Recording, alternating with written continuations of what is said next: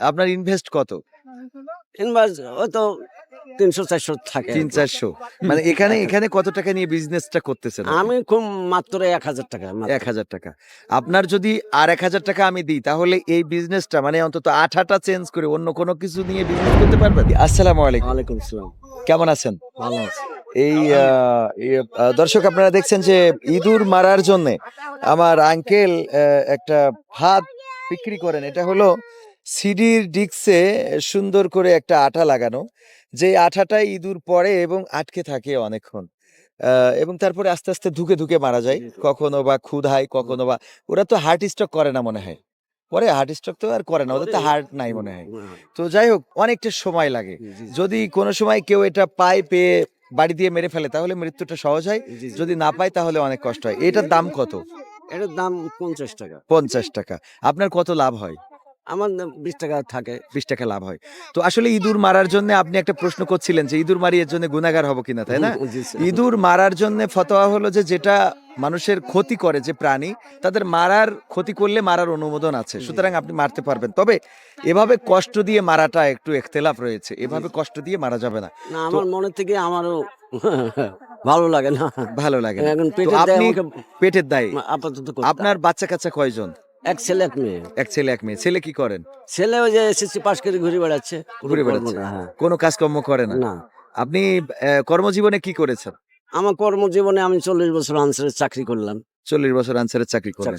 তো এখন এই ইঁদুর মারার ওষুধ বিক্রি করলে অসুবিধা নেই, আটাটা বিক্রি না করলে। তো আপনার ব্যবসায় আপনি বিক্রি করেন এই যে কান চুলকানো কাঠি হ্যাঁ, এটারে কি কটন বলে? Cotton bud. কটন বাদ। আর এটা আপনার ইনভেস্ট কত? ইনভেস্ট ওই তো ৩০০-৪০০ থাকে। ৩-৪০০ মানে এখানে কত টাকা নিয়ে বিজনেসটা করতেছেন আপনি? আমি খুব মাত্র ১,০০০ টাকা মাত্র। ১,০০০ টাকা। আপনার যদি আর ১,০০০ টাকা আমি দিই তাহলে এই বিজনেসটা মানে অন্তত আঠাটা চেঞ্জ করে অন্য কোনো কিছু নিয়ে বিজনেস করতে পারবেন? এই যে এগুলা করব। কটন বাড, হ্যাঁ, চিপস, হ্যাঁ তারপরে আপনি চাইলে লজেন, হুম। তারপরে ইঁদুর মারার যে ওষুধটা আছে খেয়ে মারা যায়, এটাও আপনি নিয়ে কাজ করতে পারেন। অথবা ওই যে একটা ইয়ে মেশিনটা আছে। আছে, মেশিনটা নিয়েও কাজ করতে পারেন। মেশিনে যদি ইঁদুর পড়ে তাহলে ওটারে ধরে মেরে ফেলবে। জি স্যার। তো ওতে কি হয় মৃত্যুটা সহজ হয়। জি স্যার। আপনার যদি কোনো কিছু অপকার করে তাহলে আপনি তাকে একটা বিড়ালকে নবীর একজন মানে রাসূল সাল্লাল্লাহু আলাইহি ওয়াসাল্লাম যখন মেরাজে গেলেন, মেরাজ থেকে এসে সাহাবীদের বললেন একটা মহিলার চিৎকার শুনতে পেলাম জাহান্নামে। তারপরে আমি আ ফেরেশতার কাছে জিজ্ঞাসা করলাম ওই মহিলাটা কিসের জন্য জাহান্নামে? বলল সে একটা বিড়ালকে আটকে রেখেছিল। খাইতেও দেয় নাই, ছেড়েও দেয় নাই। এই অপরাধে সে জাহান্নামে। তার মানে একটা বিড়ালকে যদি ছেড়ে দিত তাইলে অপরাধ ছিল না। কিন্তু আটকে রেখে খাইতে দেয় নাই, ছেড়েও দেয় নাই।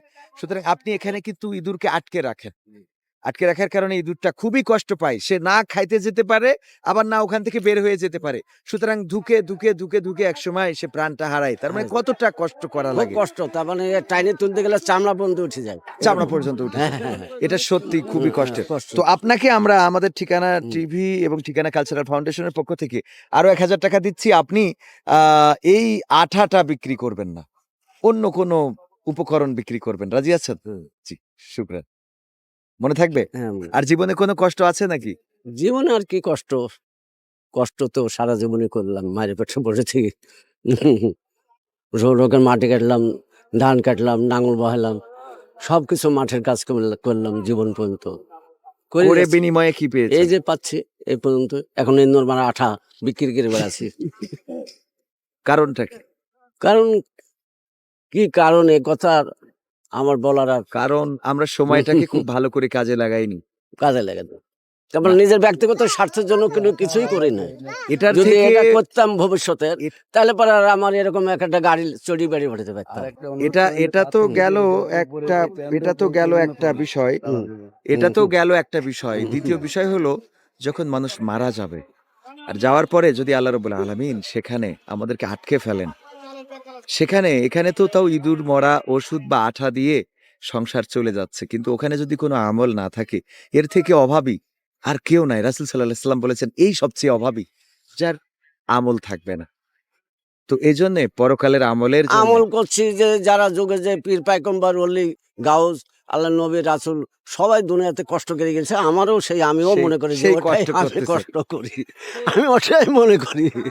সূরা- আপনি কালেমাই তাইয়্যিবাটা পড়তে হ্যাঁ, পারবেন? কালমা শাহাদাত তৈয়ব লা ইলাহা ইল্লাল্লাহু মুহাম্মাদুর রাসূলুল্লাহ সাল্লাল্লাহু আলাইহি সাল্লাম। সাল্লাল্লাহু আলাইহি ওয়াসাল্লাম। শাহাদাত, শাহাদাত, হুম, শাহাদাতটা কালেমায়ে শাহাদাত? কালমা শাহাদাত, হ্যাঁ, হ্যাঁ, এটা হবে? হ্যাঁ, এটা হবে না। ওইটা কালেমায়ে শাহাদাত হবে না। মানে একটাই শিখে রাখিছেন খালি। না, সূরা ফাতিহাটা হবে? হ্যাঁ, বলেন। বিসমিল্লাহির রহমানির রহিম, আলহামদুলিল্লাহি রাব্বিল আলামিন আর রহমানির রহিম মালিক ইয়াউমিদ্দিন, ইয়াকা নাবুদু ওয়া ইয়াকা নাস্তাইন ইহদিনাস সিরাতাল মুস্তাকিম সিরাতাল লাযিনা আনআমতা আলাইহিম গায়রিল মাগদুবি আলাইহিম ওয়া যালিন। আমিন। আলহামদুলিল্লাহ। বাংলা শিখেছেন তো, একটু ঝামেলা আছে, যাই হোক সমস্যা নেই। নামাজটা পড়বেন ঠিক মতো নামাজ তো ইনশাআল্লাহ। পড়তে হবে। তো আপনার এটাও আপনাকে দিয়ে দিচ্ছি। তবে চেষ্টা করেন, আপনি এগুলো বিক্রি করলে কত টাকা হতো? এই এগুলা কটা?